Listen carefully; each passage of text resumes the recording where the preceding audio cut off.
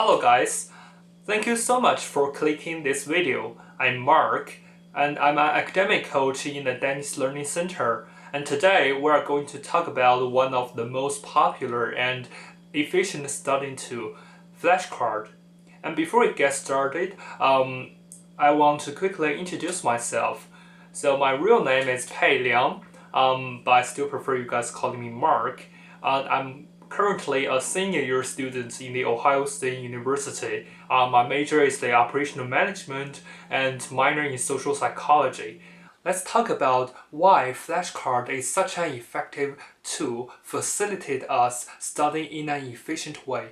The research from Donlowski in 2013 shows that the practice test is one of the most effective studying techniques because it tests the retrieval of information and allows the learner to identify the areas of lower comprehension in need of further study. In other words, once we find out a part we think is very difficult or challenging, we can just focus on that part and keep practicing until we fully comprehend or understand about that. And on the other hand, for the part we think we've already known, we can also recall that information to make sure we can recall that as quickly as possible once it comes to exams. So you can see the flashcards plays a role like a filter to separate the part we've already known from the part we think is very challenging or difficult, so that we can take different strategies for each section. I know most of you guys know how to make a flashcard, but today I still want to give you several suggestions about how to improve your flashcards and make it better. So the first tip I have is create a flashcard by yourself. I know some of my friends tend to find a flashcard deck online or from other students because they think in that way it can save a lot of time and it is very convenient. But actually that is not true, because the research proves that the process to make the flashcard is even more important than the flashcard itself. When you create your own flashcard, you are processing the information in a path which you think is easiest to understand and absorb. So if you are using other people's flashcard, that is no different from the way you learn on your class. And the knowledge you learn on your class or your professor or your textbook is even more professional and systematic. So why bother using the flashcards from other people, right? The second tip I have is create a flashcard by your own word.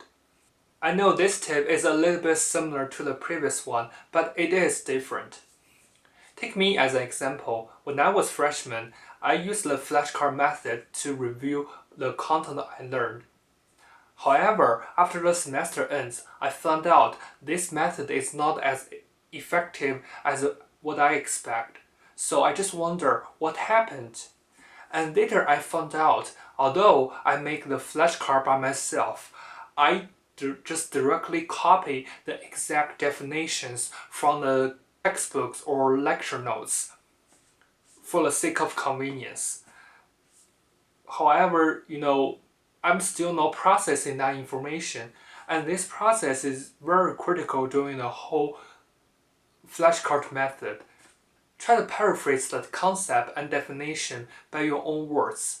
And this process of retrieving and reorganizing the information can strengthen your memory towards those information you wish to remember significantly. The third tip I have is combine the distributed practice with your flashcard method.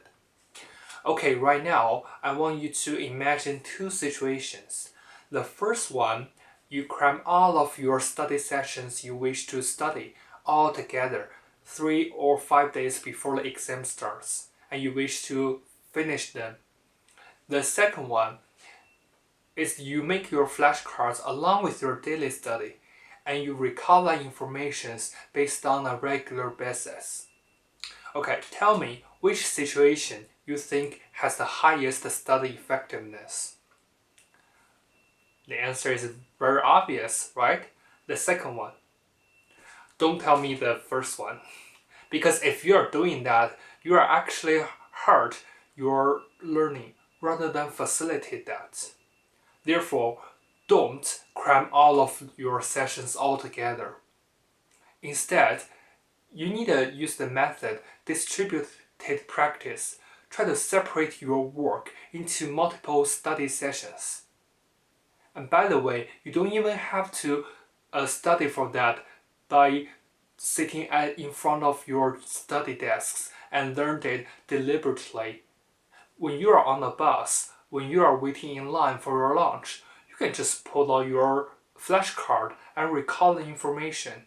And this small change results in dramatic differences on your study effectiveness and has been demonstrated by so many students, including me.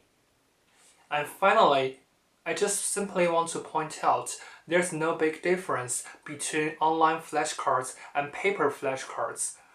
The research from Sage and his team shows that both online flashcards and the paper flashcard has the equivalent effectiveness, so the format is really up to you.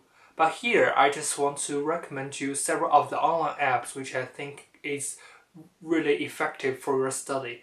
The apps like Quizlet, Study Blue, and the Flashcard Maker, and so many great apps you feel free to explore by yourself. I know you may still have concerns about flashcards after watching this video. Feel free to schedule an academic appointment with us at the Danish Learning Center. Many coaches and I are passionate to talk with you and do our best to solve any academic concern you may have. And finally, thank you so much for watching, and I really hope this video can help you make a flashcard in an effective way.